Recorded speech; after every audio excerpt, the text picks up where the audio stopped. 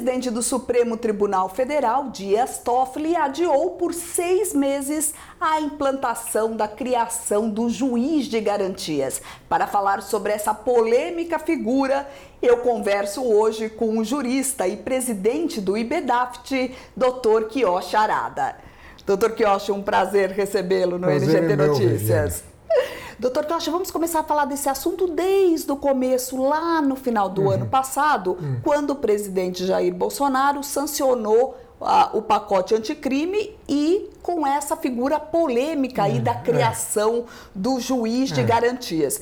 O ministro Sérgio Moro ficou indignado aí com a aprovação desse juiz de garantias, que na verdade não constava nem do projeto dele do pacote anticrime, nem do ministro Alexandre de Moraes. Afinal, por que essa figura do juiz de garantias gerou aí tanta polêmica?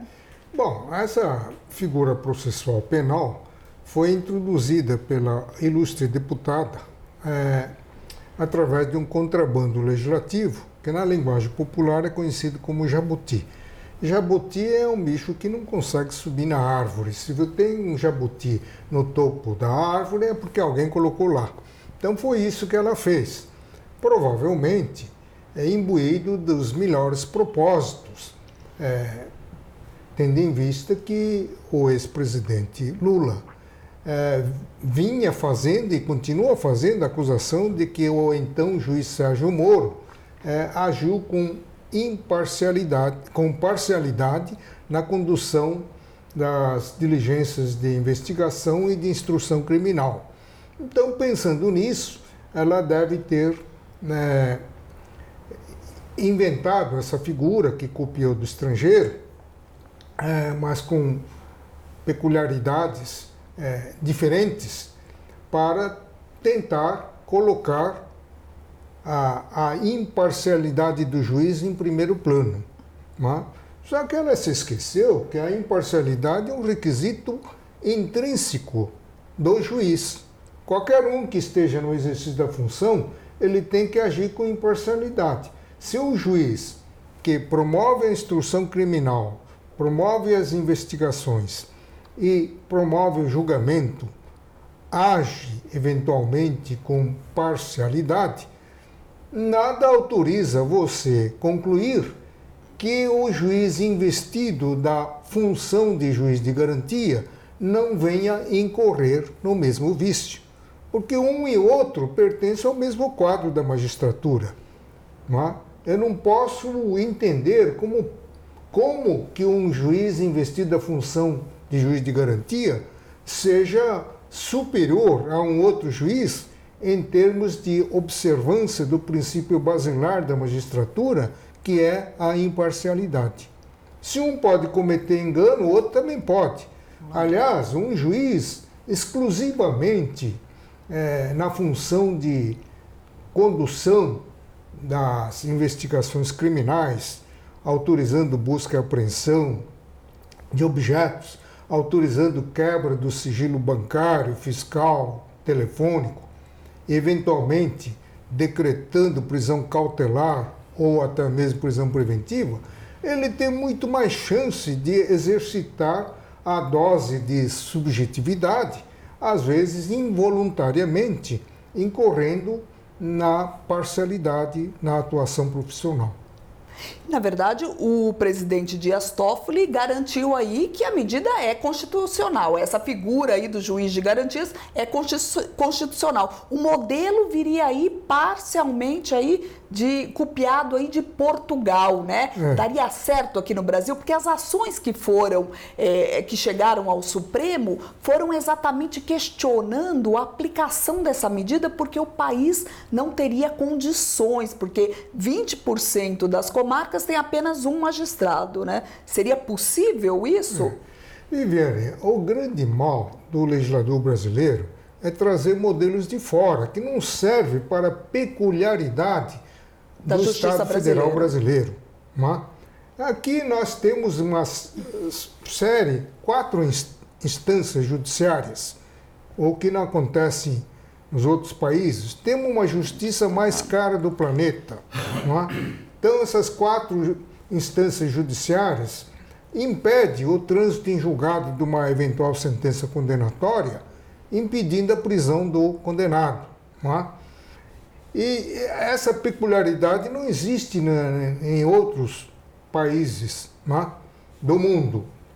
E aqui nós temos uma série de comarcas com juiz só. Como é que você vai fazer? Claro. Então o juiz tem que se valer de um outro colega da comarca vizinha para fazer, às vezes, de juiz de garantia. Ou você faz por via eletrônica, ou por via presencial, demandando a figura do juiz itinerante ou de um colegiado de juízes que se revezariam nessa tarefa. Quer dizer, numa outra situação, o processo tende a demorar e custar muito caro para a nossa justiça. Na verdade, até citaram que seria aí a criação de uma quinta instância com esse juiz de garantia. Por causa disso, Viviane, tanta demora.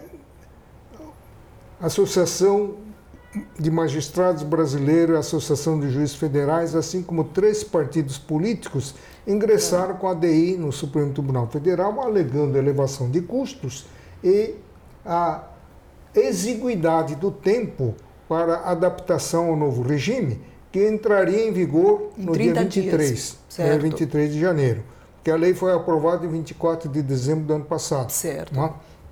30 dias, então, entraria em vigor.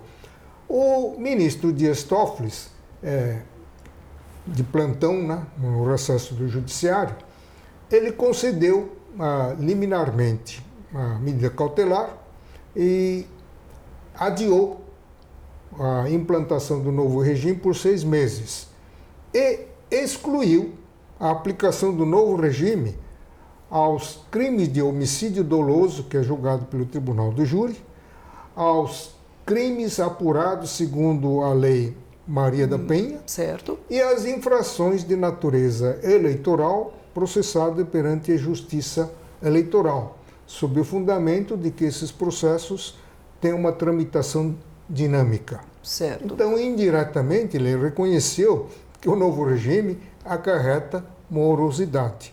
Né? E, de quebra, fazendo o exercício do ativismo judicial, ele completou a lacuna da lei, dizendo que não se aplica aos processos pendentes. Não é?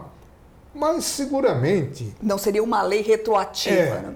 Seguramente. Aqui, na técnica do direito processual, não é? A doutrina vigorante é no sentido de que a lei processual aplica-se no estágio em que se encontra.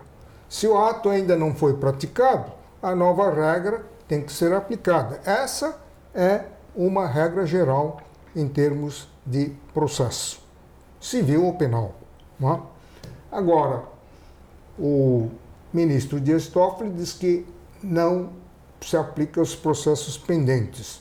Mas isso não vai acabar com discussões. Seguramente vai surgir pedidos de nulidade de processo, ora porque aplicou a nova regra ao processo pendente, ora porque não aplicou a nova regra nos processos que ainda não havia encerrado o curso da investigação, entendeu? Então, se correr o bicho pega, se não correr o bicho come. Quer dizer, sem dúvida. E nós vamos ficar numa discussão também, doutor Arada, essa é a minha impressão, como a segunda instância que chega ao Supremo, várias vezes, várias discussões e a gente não chega ao assunto. O juiz de garantia vai ser isso também? Várias ações no Supremo até que o Supremo decida votar? Quer dizer, tudo que é aprovado de afogadilho, assodadamente, porque é fruto de um jabuti,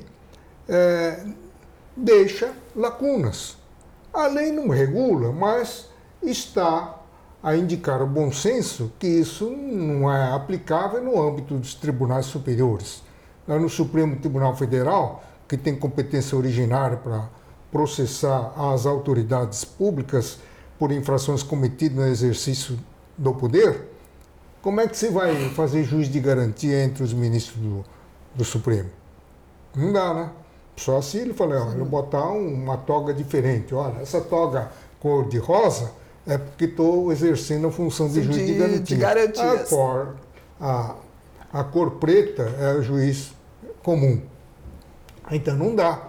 Mesmo acontece no superior e mesmo no âmbito dos tribunais, que processa originariamente os prefeitos. O superior processa originariamente os governadores e ministros de Estado. Não é? Doutora Arada, a gente viu essa criação aí do juiz de garantias, na verdade, mais uma vez, como a gente discutiu a segunda instância, em cima de uma figura política que é a condenação do ex-presidente Lula. No caso do ex-presidente Lula, o juiz de garantias garantiria aí a nulidade do processo todo? Porque não houve, na época, um juiz de garantias que assegurasse a imparcialidade do processo? Seguramente a criatividade dos advogados dele vai tentar fortalecer a tese da nulidade processual exatamente em função dessa nova lei. Falando, tanto é que o processo estava falho, que permite a parcialidade do juiz, que veio uma nova lei, mas que deve ser aplicado retroativamente dentro do princípio da retroatividade benigna, entendeu? E aí não vai ter fim. Não tem fim e o Supremo... Então, isso daqui é um estopim para alimentar discussões jurídicas em potencial de uma forma ilimitada. Não é? Então, vai tender a eternizar o nosso processo criminal. Na sua opinião, doutora Arada, por que o presidente Jair Bolsonaro não ouviu aí o conselho do ministro Sérgio Moro de não implementar aí a figura do juiz de garantias? Mas ele agiu politicamente, né? Talvez ele não quisesse um confronto com o Congresso Nacional, né? Não é possível que ele não soubesse avaliar aquilo que didaticamente o juiz Sérgio Moro deve ter explicado, né? Com certeza. Então, aí foi uma decisão política, né? Então os deputados acharam que isso daí era uma pérola do direito processual, ficaram, tanto é que está havendo disputa de autoria, né? Tem um outro deputado reivindicando a autoria do Jabuti, né? Então ele, num gesto político, ele deixou de exercer a sua prerrogativa de vetar, o que é muito lamentável, né? Sem dúvida. Porque isso não vai resultar num avanço da técnica processual penal. Né? Pelo contrário, vai trazer problemas que antes não existiam. Né? Vai criar uma espécie de jurisprudência defensiva que já existe no âmbito do processo civil. Lá os ministros não ficam examinando o processo, esmiuçando o que está escrito no processo. Já vai aplicando jurisprudência defensiva, não conhece ter recurso, porque aqui faltou uma vírgula, aqui faltou o pré-questionamento, é súmula 7 em cima, e o juiz também extingue o processo, que faltou pedir isso, pedir aquilo, faltou o requisito do artigo tal, letra tal, inciso tal, então não se conhece da ação. E por aí vai indo. Então, o processo civil passou a ser um fim em si mesmo. O resultado material é que pouco importa para a justiça. O que importa é que o processo caminhou e teve um fim pela extinção da ação sem exame do mérito. Isto é, o autor que propôs a ação, ele fica sem saber se ele tinha direito ou não tinha direito. Não é?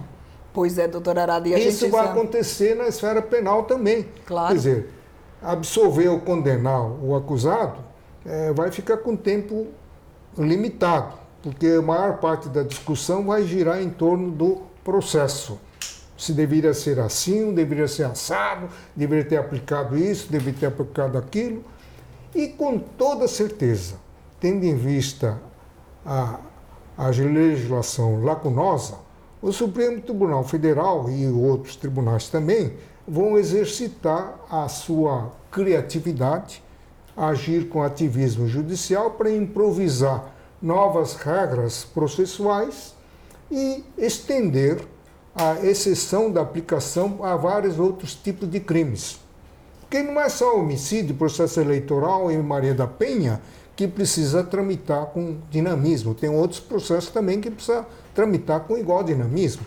Claro, e no final a gente fica aí com a criação do juiz de garantias igual a morosidade na justiça brasileira. Realmente o processo é sempre esse e, é claro, vai cair no colo aí do Supremo para votar isso com certeza em plenário, a garantia da implementação desse juiz de garantias, né, doutora Arada? Mas o pior defeito dessa lei é que vai encarecer o custo da atuação jurisdicional, que no Brasil já é caríssima. Caríssima. É a justiça mais cara do planeta. Imagine agora com um juiz de garantia, já há propostas no âmbito do Conselho Nacional de Justiça de criar várias regionais de juiz de garantia. Entendeu? Vai implicar provimento de cargo de novos juízes, de auxiliares, de servidores da justiça e vai encarecer ainda mais o custo do judiciário. Vamos pagar para ver, então, doutora Arada, muito obrigada pela sua presença aqui no NGT Notícias. Eu que agradeço, Viviane. Esse foi o NGT Notícias, conversando com o jurista Dr. Kiyoshi Arada. Muito obrigada pela sua participação e eu te aguardo na próxima edição do NGT Notícias. Até mais!